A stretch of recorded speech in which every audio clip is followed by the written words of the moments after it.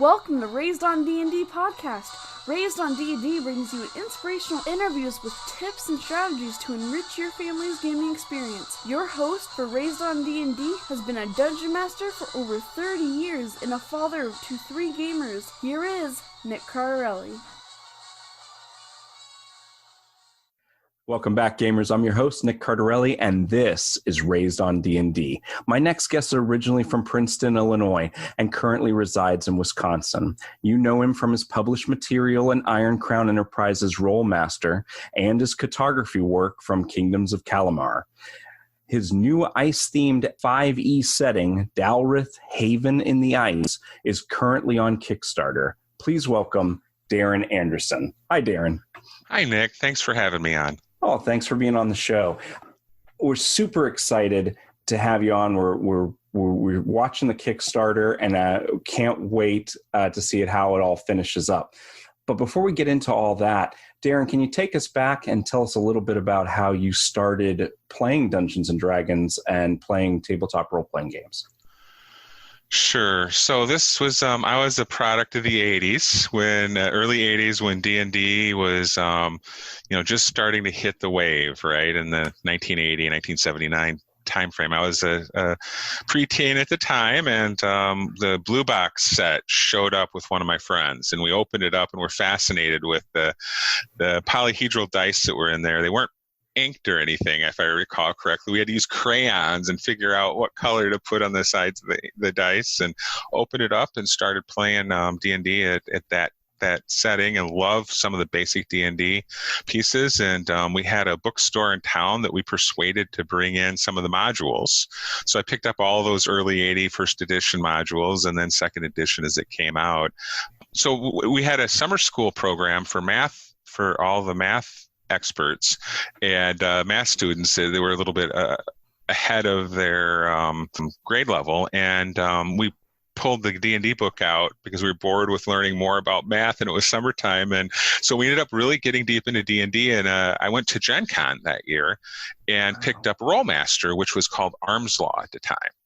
And so then integrated some of the Arms Law, which it came out as components early on, which had a bunch of neat critical hits and had chart after chart after chart with, of course, math geeks at the time really loved that kind of stuff. And so it just really evolved from there. So, really I started back in early on, played some D&D, and then transitioned more into Rollmaster, feeling that it was quite a bit of a different system. And I don't know if you call it more real. I don't think any of them are real, but it was a bit more challenging to learn and had a lot more impacts. Putting an arrow through the eye of a beholder, right, with a critical hit is kind of fun type of thing. So a lot of our listeners may not be familiar with Rollmaster. What was it that really drew you to it, besides all the amazing charts? Well, I think what I liked about it is they have the way they did magic was with spell points. And so it wasn't the learned nightly spell point type activity, almost like what they've done with Sorcerer in the last few years, where the sorcerer can kind of pull and cast any spell. That gave a lot more ability to do stuff than a first level mage, who, after you cast your magic missile and throw your one dart, then you have to use a staff to do anything. Some of the weaknesses of first edition, which we all loved, were just generally first level you can't do much, or second level as a magic user. So the Rollmaster kind of gave you, even at first level, you could do all sorts of things beyond that, and then use your spells in different areas. So it was more of the flexibility that we liked from it. A lot of the components you've seen come into D&D since then. So without the crazy charts, they've taken some of the good elements. The initiative system is, in a way, sort of here, and a few other pieces too. It's fantastic. Now, Darrin, fast forwarding, you're a husband and a father now. And how old is your son? Jack is 12 years old. So tell us a little bit about Jack. Has he always been interested in role-playing games? Yeah, we started playing the Red Box when he was probably 5, maybe. And he had an incredible adventure. If you remember the old Red Box setting, they have a room with, there's some skeletons at a table, and there's a fireplace, and there's actually encounter, I believe, Harpy inside the fireplace. Yes. And so he was playing 4 characters because, we were just playing him and myself, and he's just running all 4 of them. And without even a heartbeat, he knew there was something dangerous in the fireplace, and the skeletons weren't really the creature to fight. I don't know. It's as if he read the material or something. And so he had the fighter had gotten charmed. And so the cleric blocked the fighter with his shield to take any damage, so that the rogue could throw a table up against the fireplace so the harpy couldn't get out, and then the wizard lit the fireplace on fire. Wow. So he burned the harpy up inside the fireplace, and everybody plugged their ears, and the cleric just kept the shield up against the charmed fighters. So it was a pretty amazing, he had we encountered the old school rust monster, and he loved that encounter where his sword's all rusted and everything. So he went from playing it. We also went to a couple conventions. We went to the D8 Summit together and spent the whole weekend down in Illinois for the D8 Summit, and he had a wonderful time there with the great DMs and well-run convention. And so he felt he's ready to run some D&D. And so to run it, though, he wanted to make his own material. He likes to create and come up with ideas. That's fantastic. So does Jack have a group of friends at school that he runs games for and things like that now? No, we haven't. We haven't really formed up any kind of a D&D group, but some children of friends of mine who he's run online with. So he ran through the D&D Essentials adventure, and we played through the whole adventure and killed the dragon at the end, and ran that online using Fantasy Grounds. That's terrific. So you and Jack are really close. Do you feel like this brought you closer together as father and son? Yeah, I think it has. And Jack's got a couple of challenges in life. He has a condition called Bruton's X-linked agammaglobulinemia. They call it XLA, which is a rare immune deficiency. So he doesn't have an adaptive immune system. So vaccines don't prevent viruses from infecting him. So he has to. He's very careful. It's kind of like boy in a plastic bubble, if you ever saw that. Yeah, I remember his that conditions. Movie. Yeah, it's not quite as bad as that, but we have to be careful, things that he does and that. So he gets treatments for it.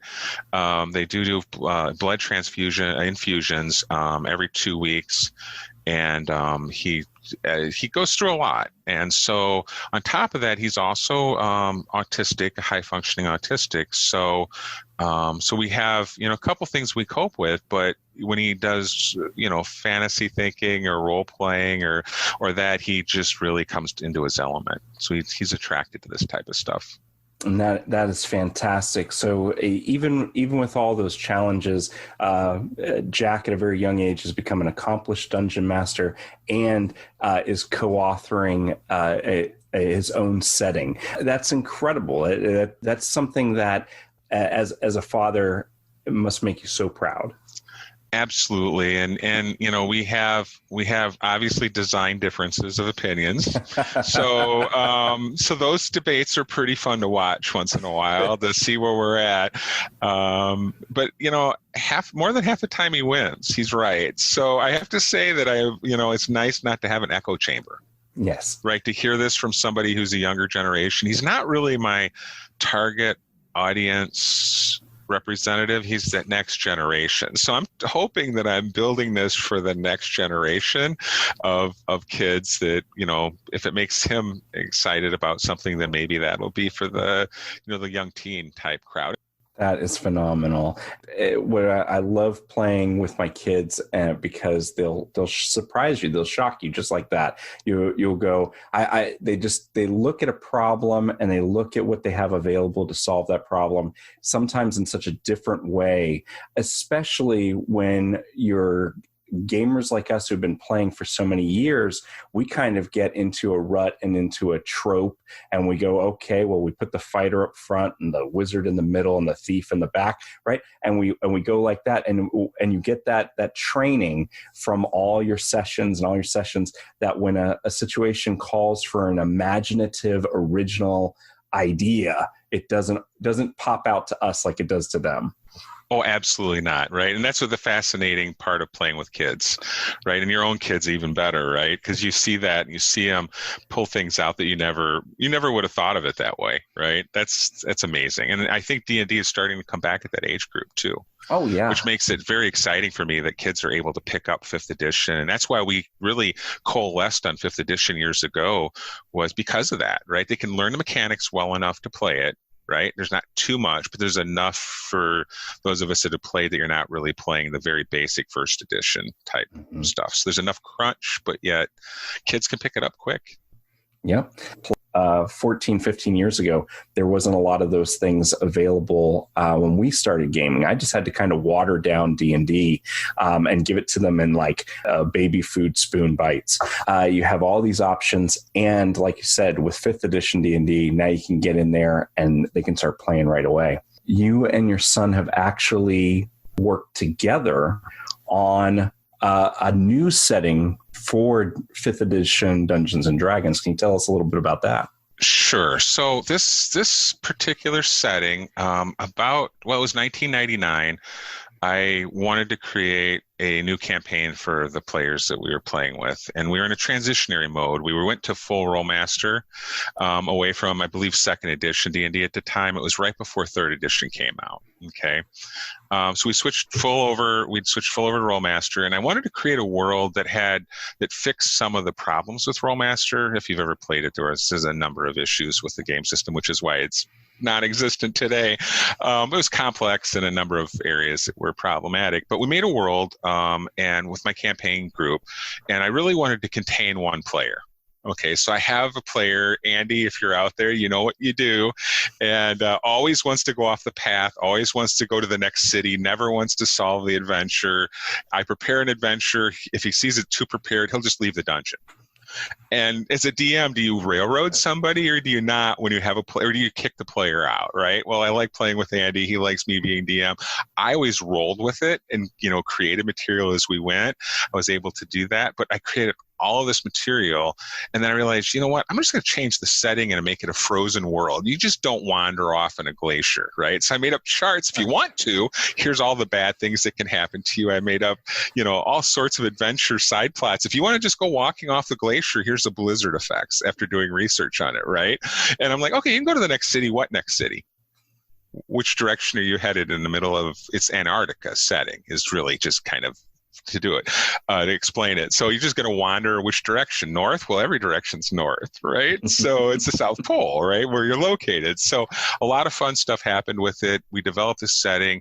Fast forward 20 years, we've wound down that campaign, switched from Rollmaster over. We went to Pathfinder for a few years, and then now we're looking to move everything over into 5e. But just really haven't rekindled it completely. We played a little bit in 5e, but we haven't got the group back together again with everything going on, with everybody spread over the world and everything. Over the years, people moved. Well, my son a year ago saw all this material, binders and binders of stuff, and said, he'd like to publish it. He'd like to run an event and use my setting material because he saw all these books and notes and scribbles and maps hand drawn, and not many maps. So my players would dispute I have only like one or two, but enough to be able to do it. And so he saw all these notes and said, hey, I want to run this. And so a year ago we set about making what we had in notes into something more professional. So I had a lot of the characters drawn up, and he created new characters. I had monsters that he did research on. More than 75 of the monsters that we already have art on and all completed, he created the monsters from scratch or found them. So he has some insanely what do you call them? Vartucrans, plants that eat people that spit out spores. We've seen these in other systems, but he hadn't. He just created them. He said in the Arctic, again, the setting is in a South Pole, and maybe we should go into that in a minute, like more about the setting. But really how we got here was 20 years of a homebrew through multiple different systems, and a 12-year-old going, hey, would like to make something of all your work. That's amazing. It's just incredible. My 12-year-old is just now making his own modules, And I love seeing that creativeness. But for your son to just pick up your torch and say, wow, I want to help bring this to everyone, and then create so many wonderful and unique creatures and characters and things like that. And now you've put it all together, and now we're not only going to see it published, but I'm looking online, and there's a Dungeon Master's screen for it. There are multiple books. It's a whole set. It's a whole set. Yeah, we've done a lot. I've worked with miniature casting in the past, and was part of a miniature skirmish company. And so I understand the miniature part too. So we have miniatures, right? Pewter miniatures. Wow. We've got the DM screen. We've got the books. It's been amazing support we've had from the community to be able to get where we're at. And the art alone, I'm a big fan of role-playing art, and the artwork so far, just what I've seen in the preview, is gorgeous, just incredible. Thank you. And I got to interrupt and say that's Sure. all the artists. I have some incredibly talented artists that I luckily stumbled into. And you guys know who you are, Philip, just amazing. His work you see in the background of the cover art, Alexander, Daniel, and a few other people, Bernardo, just amazing, right? You can see it. We put that out there so everybody could see what the artwork was going to look like.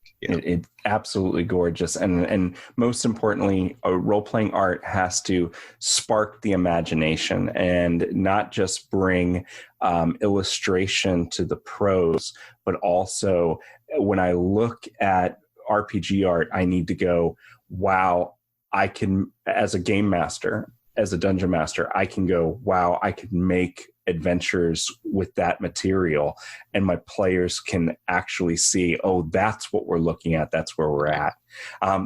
So Darrin, could you tell us a little bit about Dalreth, the setting, and give us kind of a little bit of a preview? Sure. So to kind of wrap it all up on what I said from earlier, to kind of to come into here, the Dalreth setting was really created to contain an adventurous character, right? So it's constrictive. So think of it as a constrictive environment. The background of it was the land was once, I guess, harmony is the word I use. Forests, unicorns, elves, everybody was happy, right? A cult of evil cultists, or a group of evil cultists, summoned forth a demon from beyond, who appeared in the form of an asteroid, smashed into the ground, causing really in a scientific sense, the continent to shift. Mm-hmm. In a magical sense, the whole land moved the continent to the South Pole from the impact. Okay. Wow. Tilted the axis of the planet a little bit from a scientific standpoint, moved how the stars looked in the sky. It was from a magical standpoint. So I'm writing to magic, but behind almost everything, there's a scientific background, right? Wow. So to make it make sense, that's because I have a science background. I've got to have everything at least in my head, even though you could just say magic does all this. Rivers can flow up water when there's magic, or uphill when there's magic. I don't usually do that unless it's rare. You make it fun, right? So basically, the continent-sized setting was originally meant to drop into any of the other game systems we were playing, because very few people touched the South Polar regions. Middle Earth didn't have it. Any of the major settings, if you think about it, where's the South Pole? What's down there? So Antarctica has always been an interest of mine. I've done research to it. I actually almost had a project putting neutrino telescopes on the South Pole, and went down there until I found out it was 18 months that I'd have to spend down there, and I gasped, and I think that hurt you in an interview. Hint to anybody interviewing, never gasp at information, right? Like, you're going to be stuck in the South Pole for 18 months. I thought it was only going to be a couple months, right? I didn't know it was going to be 18 months of freezing. I'm like, I shouldn't have gasped. But anyway, so the continent itself is down on the South Pole, which creates unique challenges, right? In the South Pole, you have 6 months of night and 6 months of day. There's not the normal day-night cycle if you have an axial tilt. If you don't have an axial tilt, then it would be 12 and 12 each day. So because we have the tilt, we have that. So the campaign really opens up with day one of spring. And now you have your half year to adventure until it gets cold again and all the bad things come out at night again. Wow. So that's the setting, is that you're racing against the clock. Now, we also want to spread some of the events out, because as we all know, you could level up to level 20 in 6 months of game time, right? So we have some of the events and some of the plot line. My son worked all that out. I wanted it to be more of a sandbox kind of environment where you could go do whatever. He kind of laid all the events out to kind of turn it into that plot line, which was pretty amazing work, because the way his plots work. So it's basically the first book is year one. So if you think about what we're releasing in a book, it's year one. With future books, we'll do year 2 and year 3, which would be higher level type encounters. And with stretch goals and stuff, who knows where this may end up? Maybe we could hit enough stretch goals where we do them all as part of this project. But in any event, that's really what the setting is. So you have the unique challenges of you have now Antarctica. Now you might say, well, how do you grow crops in Antarctica? It's frozen. Well, if you take a supervolcano like Yellowstone and you put it down on the South Pole, you now have hot spots and pockets that are ice-free. Oh. So the heat from volcanism and from hot springs and such keeps certain valleys within the continent arable and livable. And so, people then huddle to those spots and form cities or villages. And so, of course, because those spots are few and far between, now you have a real conflict to control those areas. So that Andy can't wander off and go wherever he wants to. Sorry, Andy, but no, really, from a practical standpoint, you can kind of control the storyline without having to say you can't go do that. Wow. Right? Or to say you have to follow the event. You really do have a sandbox, but it's a contained sandbox. Does that make sense? Yes. Yeah. So it's kind of like best of both, if that makes sense. I think every dungeon master has a challenging player at their table for different reasons. But I am most confident. My youngest, he once told me, we had a bunch of friends over. My youngest looks at me at one point. He basically tries to wreck the adventure, and I pull him to the side and I say, hey, listen, it's not just you playing. Well, what are you doing? You normally don't act like this. And he looked at me and he said, no, see, here's the problem. You've got this whole story that you're trying to unfold over there, and I'm going to wreck it. and I said, okay, all right, have a seat. Let's see what happens. And so everyone has that challenging player, and sometimes they're not always the challenging player. Just sometimes they are. And so with a setting like this, I think dungeon masters who have that player that wanders left and says, hey, we have these 3 options. And they're like, well, I pick option number 4 over there. I think it's fantastic. I was looking over some of the material and I liked that there were certain houses yes, in the setting, and I jumped to some conclusions, and I thought, well, this reminds me of a very popular TV show that also has houses, and I like that, and so I was wondering, are we going to see some political intrigue between the houses in the book? So it's interesting. I never read that book from that TV show, which I love afterwards. I've read it and I'm like, man, I have to change stuff about my setting because this is what I was going to do and it's already been done. So when I read George R.R. Martin's stuff, I'm like, oh, shoot, we played that out. And my friends never read it. They didn't like some of the graphic nature. They read through the beginning of it and didn't like it. And so we never really, we had unfortunately no influence, but a similar path. Yes. Oddly, right? So it's you got the cold there, winter's coming. It's uncannily similar. Honestly, I can say it had nothing to do with with George R. R. Martin, although he is a master of that stuff. So I do enjoy reading it. I have gone back and read it and gone, okay, I have to more so for what I have to rework, right? So I'm not a copycat than to take inspiration. But I guess you could say I'm inspired in a weird way of the same thought pattern. But yeah, so there's political intrigue. So what we had was, originally, I'll tell you a secret, and I don't know how much of this people have read, but there were 6 houses at one point. And there was something happened. Jack created this plot line, and we role-played the story out and played it out. And it's pretty amazing when you get to the book and read it, what it is, the whole how this happened. But somehow the 6th house got exiled. Something happened, and they're gone. So there's 5 of the royal houses left. They were really descendants.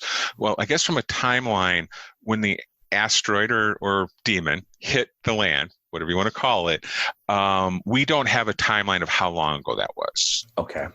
So you can't, it could be 1,000 years, it could be 1,000,000 years. It's up to the DM. We struggled with that. I spent a week trying to set a timeline out and came up with none of it makes any sense. So just throw it out the window, because part of what we did is we evolved the races a bit. So races are different now. So you need a lot of time from a scientific standpoint. From a magic standpoint, you could say it happened tomorrow, but from a scientific, so instead of fine tuning how many years ago, we say it's before written history. There's no written history of how long ago that happened. Just like a lot of things about our history of the world. There's things that happen that we don't know about. So it's a prehistory.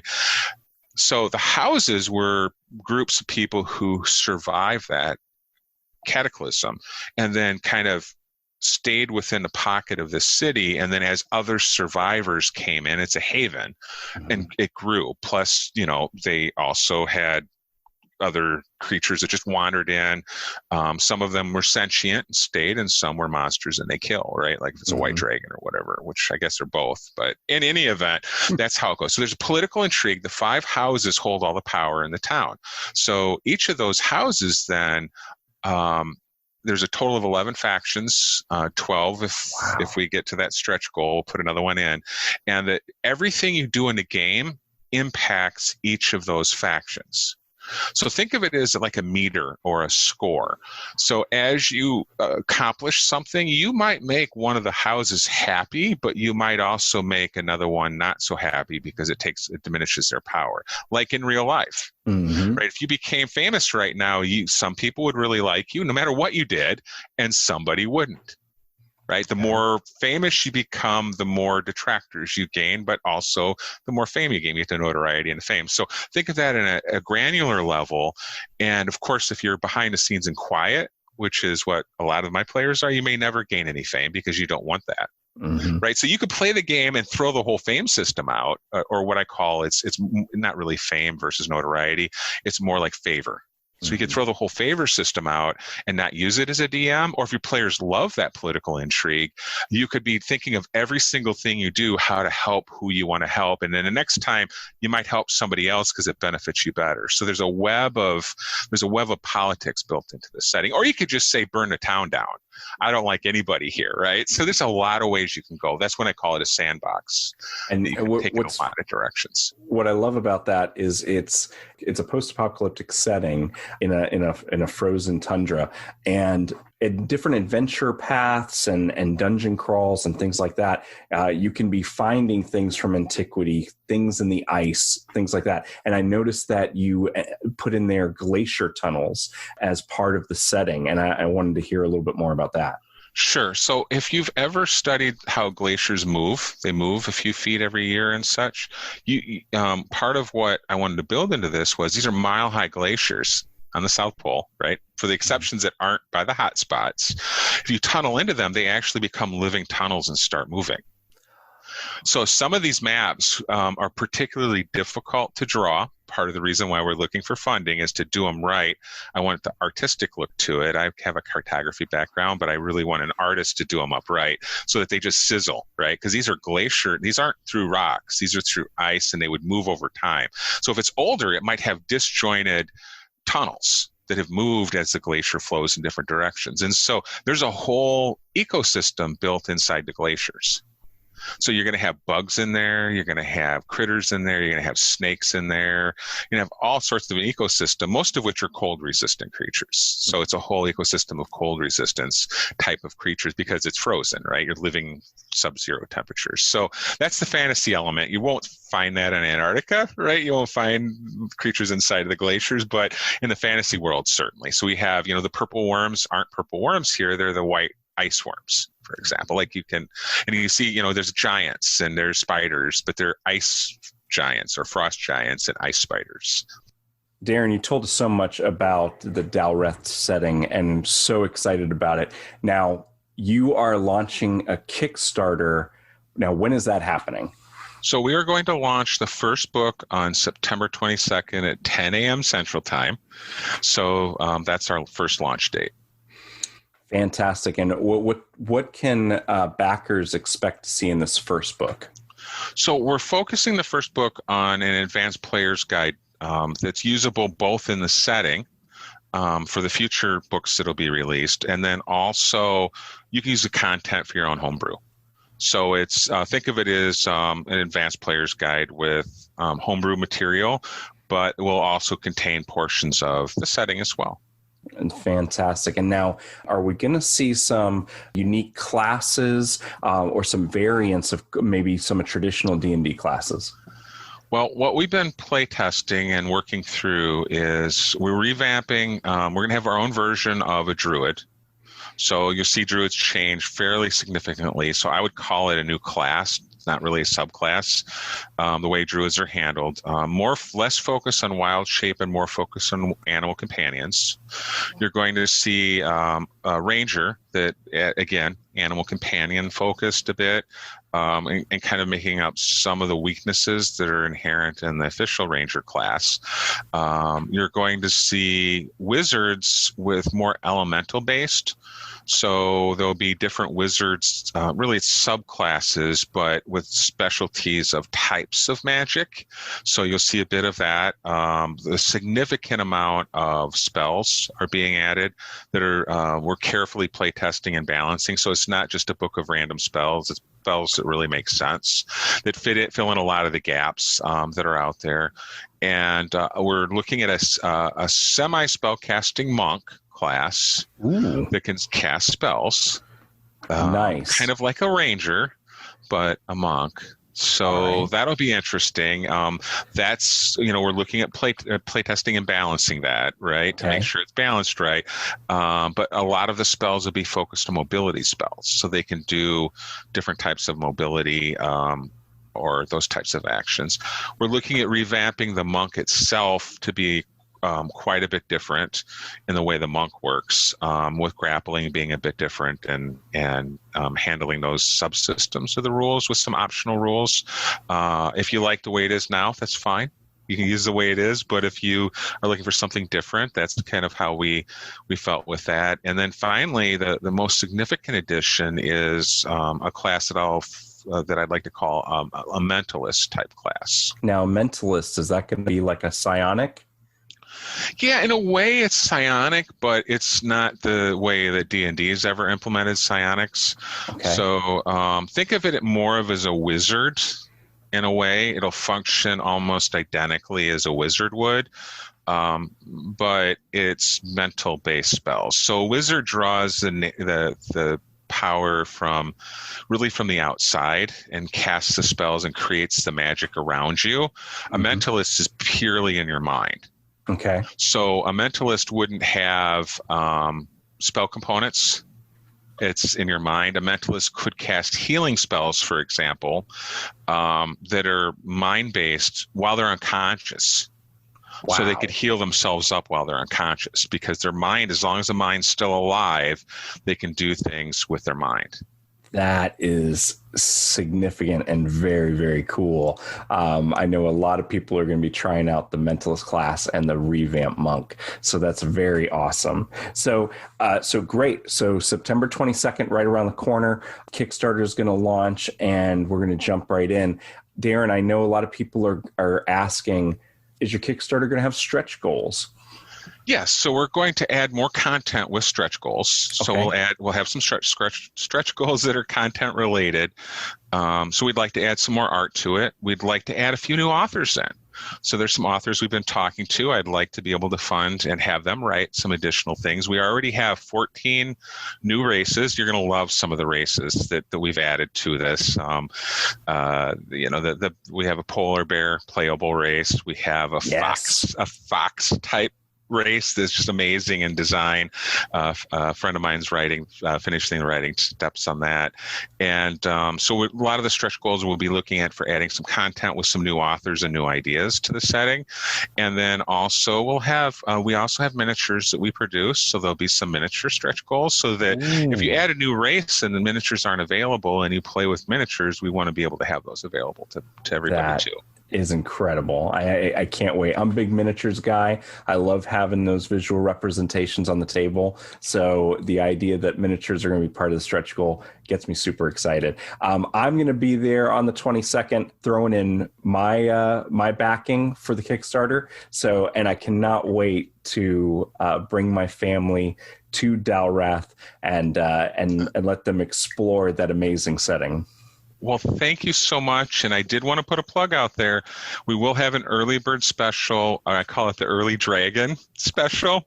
And it's a pretty amazing item. So I've shown it to you. You've seen a sneak peek. I'm getting one because I'm going to be one of the early backers. So I hope the folks who are listening to this, we're a couple of days out from the Kickstarter. I hope they're listening to this. They're following the Kickstarter and waiting for it to launch. Thank you. Thank you.